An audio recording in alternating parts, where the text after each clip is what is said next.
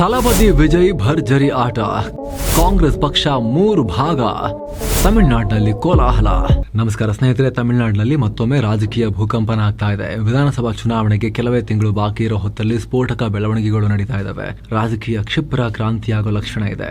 ಅದರಲ್ಲೂ ಟಿವಿಕೆ ನಾಯಕ ಅಪ್ಪಡಿ ಪೋಡೋ ಪೋಡೋ ಖ್ಯಾತಿಯ ವಿಜಯ್, ರೋಲ್ಸ್ ರಾಯ್ ಘೋಸ್ಟ್ ಖ್ಯಾತಿಯ ವಿಜಯ್ ಅವರ ಆಟಕ್ಕೆ ಭಾರತದ ಪುರಾತನ ಪಕ್ಷವೇ ಅಲುಗಾಡೋಕೆ ಶುರುವಾಗಿದೆ. ಒಂದ್ ಕಡೆ ರಾಹುಲ್ ಗಾಂಧಿ ಮತ್ತು ಡಿಎಂಕೆ ನಡುವೆ ಸೀಟ್ ಶೇರಿಂಗ್ ಕುರಿತು ಮಾತುಕತೆ ಆಗ್ತಾ ಇದೆ. ಇದೇ ಹೊತ್ತಲ್ಲಿ ಅವರ ಪಕ್ಷದ ನಾಯಕರು ಡಿಎಂಕೆ ವಿರುದ್ಧ ದಂಗೆ ಎದ್ದಿದ್ದಾರೆ. ಕೆಲವರು ಡಿಎಂಕೆ ಬಿಟ್ಟು ವಿಜಯ್ ಜೊತೆಗೆ ಮೈತ್ರಿ ಮಾಡ್ಕೊಳ್ಳೋಕು ಮುಂದಾಗಿದ್ದಾರೆ. ಮತ್ತೊಂದಷ್ಟು ನಾಯಕರು ಡಿಎಂಕೆಯೊಂದಿಗೆ ಸ್ಟ್ರಾಂಗ್ ಆಗಿ ನಿಂತುಕೊಂಡಿದ್ದಾರೆ.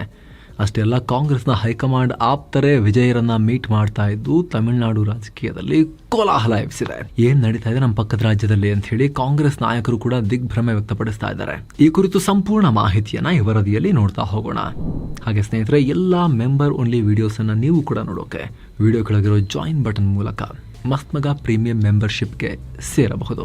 ಹಾಗೆ 7 ಸ್ಯಾಂಡ್ಸ್ ಟೂರಿಸಂನವರ ನೆಕ್ಸ್ಟ್ ಟ್ರಿಪ್ ಭಾರತದ ಬ್ಯೂಟಿಫುಲ್ ದ್ವೀಪ ಸಮೂಹಗಳಾದ ಅಂಡಮಾನ್ ಮತ್ತು ನಿಕೋಬಾರ್ ದ್ವೀಪಗಳಿಗೆ. ಸಂಪೂರ್ಣ ಮಾಹಿತಿ ಇಲ್ಲಿದೆ. ಆಸಕ್ತರು ಸ್ಕ್ರೀನ್ ಶಾಟ್ ತಗೊಳ್ಳಿ, ಕಾಲ್ ಮಾಡಿ. ಕಾಂಗ್ರೆಸ್ 3 ಭಾಗ, ವಿಜಯ್ ಶಕ್ತಿಗೆ ಕಾಂಗ್ರೆಸ್ ಅಲ್ಲಿ ತಳಮಳ. ಸ್ನೇಹಿತರೆ, ತಮಿಳುನಾಡಿನಲ್ಲಿ ಮುಂದಿನ ಏಪ್ರಿಲ್ ಹೊತ್ತಿಗೆ ವಿಧಾನಸಭಾ ಚುನಾವಣೆ. ಆದ್ರೆ ಈ ಸಲ ಮಾಮೂಲಿನಂತೆ ಅಣ್ಣಾ ಡಿಎಂಕೆ ಮತ್ತು ಡಿಎಂಕೆ ಮಾತ್ರ ಕಣದಲ್ಲಿಲ್ಲ. ಅಲ್ಲಿ ವಿಜಯ್ ಅನ್ನೋ ಹೊಸ ಶಕ್ತಿ ಮತ್ತು ಬಿಜೆಪಿ ಅನ್ನೋ ಇನ್ನೊಂದು ಶಕ್ತಿ ಕೂಡ ಕದನಕ್ಕೆ ಇಳಿತಾ ಇದ್ದಾರೆ. ಈ ಬಾರಿ ಅಣ್ಣಾ ಡಿಎಂಕೆ ಮತ್ತು ಬಿಜೆಪಿ ಬಹುತೇಕ ಒಟ್ಟಿಗೆ ಹೋಗೋ ಸಾಧ್ಯತೆ ಇದೆ. ಎಐಎಡಿಎಂಕೆ ಮತ್ತು ಬಿಜೆಪಿ. ವಿಜಯ್ ಇನ್ನೂ ಕೂಡ ಮೈತ್ರಿಯ ಬಗ್ಗೆ ಮಾತಾಡಿಲ್ಲ. ಅವರು ಪದೇ ಪದೇ ಸಿಂಗಲ್ ಸಿಂಹ ಅಂತ ಹೇಳ್ಕೊಂಡು ಡೈಲಾಗ್ ಹೇಳ್ತಾ ತಿರುಗಾಡ್ತಿದ್ದಾರೆ. ಇಲ್ಲಿ ಕರೂರ್ನ ಕಾಲ್ ತುಳಿತ ಬಳಿಕ ವಿಜಯ್ ಅಬ್ಬರ ಒಂಚೂರು ಕಮ್ಮಿ ಆಗ್ಬಹುದು, ಅವರು ವೀಕ್ ಆಗಬಹುದು ಅಂತ ಒಂದಷ್ಟು ವಿಶ್ಲೇಷಣೆಗಳು ಆಗಿದ್ವು. ಆದ್ರೆ ವಿಜಯ್ ಅದನ್ನ ಓವರ್ಕಮ್ ಮಾಡಿ ಹೊಸ ಪವರ್ ಸೆಂಟರ್ ಆಗಿ ಎಮರ್ಜ್ ಆಗ್ತಿದ್ದಾರೆ. ಮೊನ್ನೆ ಅಷ್ಟೇನಾಯ್ತು ಗೊತ್ತಾ, ಬಿಜೆಪಿ ಮಿತ್ರ ಪಕ್ಷ ಅಣ್ಣಾ ಡಿಎಂಕೆ ಇದೆಯಲ್ಲ, ಅದರ MLA KA ಸೆಂಗೊಟ್ಟಿಯನ್ ವಿಜಯ್ ಪಾರ್ಟಿಗೆ ಸೇರಿ ಎಲ್ರಿಗೂ ಶಾಕ್ ಕೊಟ್ರು. ಅದರ ಬೆನ್ನಲ್ಲೇ ದ್ರಾವಿಡ ವಿಚಾರವಾದಿ ಅಣ್ಣಾ ಡಿಎಂಕೆ ಪಕ್ಷದ ನ್ಯಾಂಜಿಲ್ ಸಂಪತ್ ಕೂಡ ಟಿವಿಕೆ ಸೇರ್ಕೊಂಡಿದ್ದಾರೆ. ಅದರಲ್ಲೂ KA ಸೆಂಗೊಟ್ಟಿಯನ್ ಟಿವಿಕೆ ಸೇರಿದ್ದು ತಮಿಳುನಾಡಿನ ರಾಜಕೀಯದಲ್ಲಿ ಹೊಸ ಕೋಲಾಹಲ ಹುಟ್ಟು ಹಾಕಿದೆ. ಯಾಕಂದ್ರೆ ಸೆಂಗೊಟ್ಟಿಯನ್ ತಮಿಳುನಾಡಿನ ರಾಜಕಾರಣದಲ್ಲಿ ಇಂಪಾರ್ಟೆಂಟ್ ಫೇಸ್. 50 ವರ್ಷಗಳಿಂದ ಅಣ್ಣಾ ಡಿಎಂಕೆನಲ್ಲಿದ್ದರು. ಈಗ ಅವರಿಗೆ 77 ವರ್ಷ. ಸುದೀರ್ಘ ರಾಜಕಾರಣದ ಅನುಭವ ಇದೆ. ಸಾಕಷ್ಟು ಸಲ ಮಂತ್ರಿ ಕೂಡ ಆಗಿದ್ದವರು. ಇವರೇ ಈಗ ವಿಜಯ್ ಕ್ಯಾಂಪ್ ಸೇರಿಕೊಂಡು ಅಪ್ಪುಡಿ ಪೋಡೋ ಸ್ಟೆಪ್ ಹಾಕೋಕೆ ಹೊರಟಿರೋದು ದೊಡ್ಡ ಬದಲಾವಣೆ ತಮಿಳುನಾಡಿನ ರಾಜಕಾರಣದಲ್ಲಿ. ಜೊತೆಗೆ ಪಕ್ಷಕ್ಕೆ ಸೇರಿದವರೆಲ್ಲ ತಮಿಳುನಾಡಿನಲ್ಲಿ ವಿಜಯ್ ಹೊಸ ಶಕ್ತಿ ಆಗ್ತಾರೆ ಅಂತ ಹೇಳಿ ಸರ್ಟಿಫಿಕೇಟ್ ಕೂಡ ಕೊಡ್ತಾ ಇದ್ದಾರೆ. ಇನ್ನು ಕೆಲವರಂತೂ ನಾವು ವಿಜಯ್ ಪರವಾಗಿ ಮಾತಾಡಿದಕ್ಕೆ ನಮಗೆ ಕೊಲೆ ಬೆದರಿಕೆ ಬರ್ತಾ ಇದೆ ಅಂತ ಹೇಳಿ ಒಂಥರ ಸೆನ್ಸೇಷನ್ ಕ್ರಿಯೇಟ್ ಮಾಡ್ತಿದ್ದಾರೆ ವಿಜಯ್ ಪರವಾಗಿ. ತುಂಬಾ ಘಟಾನುಘಟಿಗಳು ವಿಜಯ್ ವಿರುದ್ಧ ಇದ್ದಾರೆ. ವಿಜಯ್ ಒಂಥರ ಚಕ್ರ ವ್ಯೂಹದಲ್ಲಿರೋ ಅಭಿಮನ್ಯು ತರ ಫೈಟ್ ಮಾಡ್ತಿದ್ದಾರೆ ಎಲ್ಲರ ನಡುವೆ ಅಂತ ಹೇಳಿ ಸಿನಿಮೀಯ ವಾತಾವರಣ ಸೃಷ್ಟಿ ಮಾಡಲಾಗ್ತಿದೆ. ಈ ಟೈಮ್ನಲ್ಲಿ ತಮಿಳುನಾಡು ಕಾಂಗ್ರೆಸ್ ಮನೆಗೂ ಕೂಡ ಬೆಂಕಿ ಬಿದ್ದಿದೆ.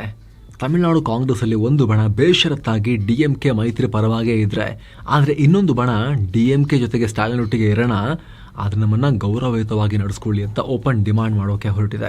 2 ಬಣ ಆಯ್ತು. ಇನ್ನೂ ಒಂದು ಬಣ ಇದೆ, 3ನೇ ಬಣ. ಇವರು ಯಾವ ಕಾರಣಕ್ಕೂ ಡಿಎಂಕೆ ಒಟ್ಟಿಗೆ ನಾವು ಇರಬಾರ್ದು, ಹೊಸ ಮೈತ್ರಿ ಹುಡುಕೋಬೇಕು ಅಂತ ಹೇಳ್ತಿದ್ದಾರೆ. ಅದರಲ್ಲೂ ರಾಹುಲ್ ಗಾಂಧಿಯ ಆಪ್ತರೆ ಡಿಎಂಕೆಯನ್ನ ವಿರೋಧ ಮಾಡ್ತಿರೋದು ತೀವ್ರ ಕುತೂಹಲ ಕೆರಳಿಸ್ತಾ ಇದೆ. ಸೀಟ್ ಕಿತ್ತಾಟ, ಬ್ಲಾಕ್ ಮೇಲ್ ತಂತ್ರ. ಇಲ್ಲಿ ಇದಕ್ಕಿದ್ದಂತೆ ಕಾಂಗ್ರೆಸ್ ಒಳಗಡೆ ಇಂಥ ಬಿರುಗಾಳಿ ಹೇಳೋಕೆ ಕಾರಣ ಏನು ಅಂತ ಇಲ್ಲಿ ಪ್ರಶ್ನೆ ಮೂಡುತ್ತೆ. ಅದು ಗೊತ್ತಾಗಬೇಕು ಅಂದ್ರೆ ಈಗ ತಮಿಳುನಾಡಿನಲ್ಲಿ ಕಾಂಗ್ರೆಸ್ನ ಸ್ಥಿತಿ ಮತ್ತು ಅದರ ಬಗ್ಗೆ ಕಾಂಗ್ರೆಸ್ನ 3 ಬಣಗಳು ಏನು ಹೇಳ್ತಿವೆ ಅಂತ ನಾವು ತಿಳ್ಕೋಬೇಕು. ಮೊದಲನೇ ಬಣ ಅಂದ್ರೆ ಡಿಎಂಕೆ ಜೊತೆಗೆ ಮೈತ್ರಿ ಬೇಕು ಅಂತಿರೋ ಬಣ ಯಾವುದೇ ಡಿಮಾಂಡ್ ಅನ್ನ ಮುಂದೆ ಹೇಳ್ತಾ ಇಲ್ಲ. ಅವರು ಡಿಎಂಕೆ ಒಟ್ಟಿಗೆ ಮೈತ್ರಿ ಇದ್ರೆ ಮಾತ್ರ ಕಾಂಗ್ರೆಸ್ಗೆ ಉಳಿಗಾಲ ಅಂತ ಹೇಳ್ತಿದ್ದಾರೆ. ಯಾಕಂದ್ರೆ 2014ರಲ್ಲಿ ಡಿಎಂಕೆ ಮತ್ತು ಕಾಂಗ್ರೆಸ್ ಬೇರೆ ಬೇರೆ ಸ್ಪರ್ಧೆ ಮಾಡಿದ್ರು. ಪರಿಣಾಮ ಡಿಎಂಕೆ ಕಾಂಗ್ರೆಸ್ ಇಬ್ರು 0 ಸುತ್ತಿದ್ರು. ಜಯಲಲಿತಾ ಅವರ ಪಾರ್ಟಿ ಗೆದ್ದು ಬೇಕಿತ್ತು. ಆದರೆ 2019, 2024ರಲ್ಲಿ ಇವರಿಬ್ಬರ ಕಾಂಬಿನೇಷನ್ ವರ್ಕ್ ಆಗಿತ್ತು. 2019ರಲ್ಲಿ 38 ಸ್ಥಾನ ಗೆದ್ದರು ಲೋಕಸಭೆಯಲ್ಲಿ. 2024ರಲ್ಲಿ ಎಲ್ಲ 39 ಸ್ಥಾನ INDIA ಕೂಟದ ಪಾಲಾಗಿತ್ತು. ಅದರಲ್ಲಿ ಕಾಂಗ್ರೆಸ್ಗೆ ಡಿಎಂಕೆ ಹೆಗಲ ಮೇಲೆ ಏರಿ 9 ಸೀಟ್ ಗೆಲ್ಲೋಕೆ ಸಾಧ್ಯ ಆಗಿತ್ತು.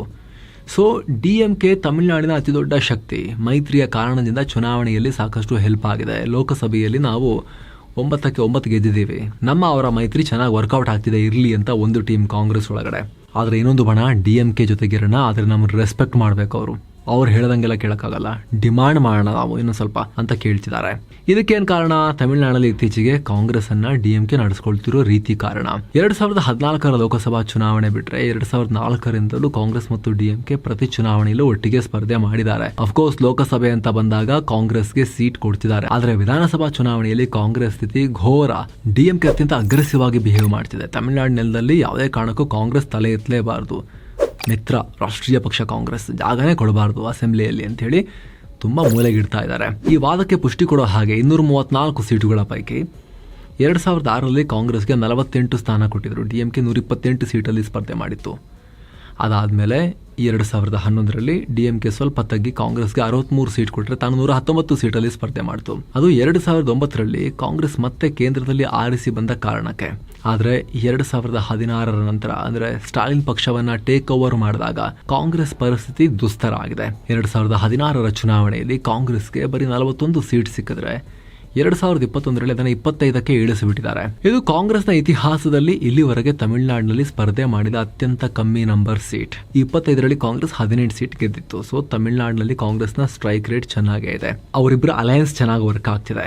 ಈಗ ವಿಧಾನಸಭೆಯಲ್ಲಿ 17 ಕೈ ಶಾಸಕರಿದ್ದು ಅವರಲ್ಲಿ ಕೆಲವರು ಮಂತ್ರಿಗಳು ಆಗಿದ್ದಾರೆ. ಆದ್ರೆ ಈಗ ಇದರಲ್ಲೇ ಒಂದು ಟೀಮ್ ನಾವು ಇನ್ನೂ ಹೆಚ್ಚಿನ ಸೀಟ್ ಕೇಳೋಣ ಅನ್ನೋ ಹಠ ಹಿಡಿದಿದ್ದಾರೆ.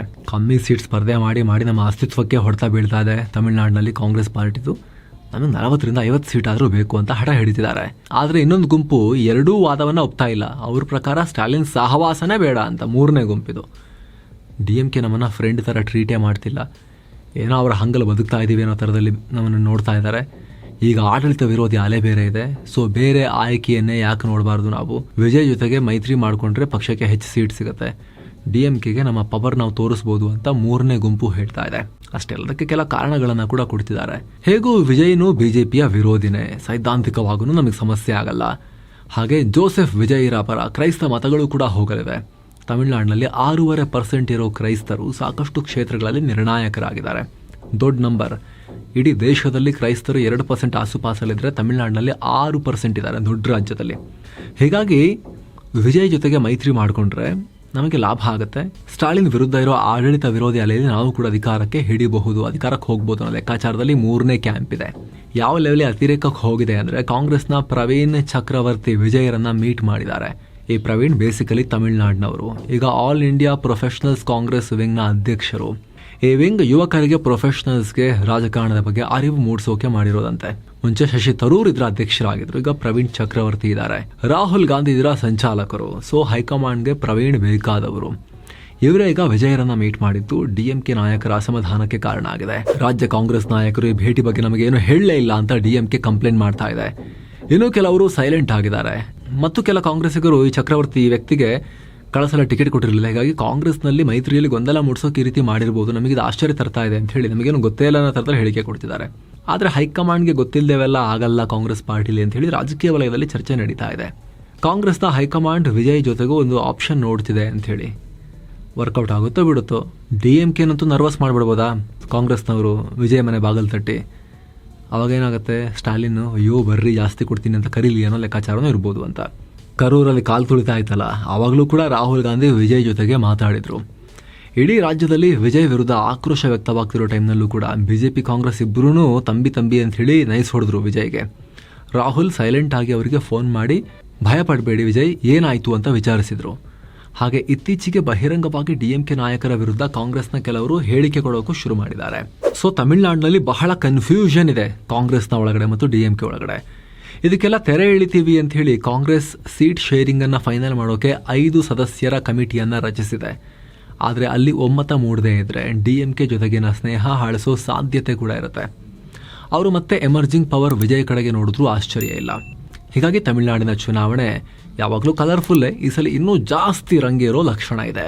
ತಮಿಳುನಾಡಿನ ಎಲೆಕ್ಷನ್ಗೆ ಸಂಬಂಧಪಟ್ಟಂತೆ ನೆಕ್ಸ್ಟ್ ಏನೇ ಅಪ್ಡೇಟ್ ಬಂದರೂ ಕೂಡ ನಿಮಗೆ ನಾವು ತಲುಪಿಸ್ತಾನೆ ಹೋಗ್ತೀವಿ. ಆಲ್ರೆಡಿ ನಾವು ಸೀರೀಸ್ ಆಗಿ ಹಲವಾರು ರಿಪೋರ್ಟ್ಸ್ ಅಲ್ಲಿ ಅಲ್ಲಿನ ಪಾಲಿಟಿಕ್ಸ್ ಬಗ್ಗೆ ಮತ್ತು ಈಗಿನ ಸ್ಥಿತಿಗತಿಗಳ ಬಗ್ಗೆ ನಿಮಗೆ ಎಕ್ಸ್ಪ್ಲೇನ್ ಮಾಡಿದ್ವಿ. ವಿಜಯ್ ಬಗ್ಗೆ, ಅಣ್ಣಾಮಲೈ ಬಗ್ಗೆ, ಡಿಎಂಕೆ ಬಗ್ಗೆ, AIDMK ಬಗ್ಗೆ ಎಲ್ಲ ನೆಕ್ಸ್ಟ್ ಕೂಡ ತಲುಪಿಸ್ತಾನೆ ಇರ್ತೀವಿ. ಇನ್ನೂ ಕೂಡ ಸಬ್ಸ್ಕ್ರೈಬ್ ಮಾಡದೇ ಇರೋ ವೀಕ್ಷಕರು ದಯವಿಟ್ಟು ಸಬ್ಸ್ಕ್ರೈಬ್ ಮಾಡಿ.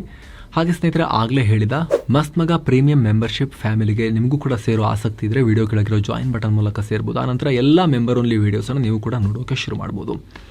Thank you so much. ಮತ್ತೆ ಭೇಟಿ ಆಗ್ತಿರೋಣ ಸ್ನೇಹಿತರೆ. ನಮಸ್ತೆ.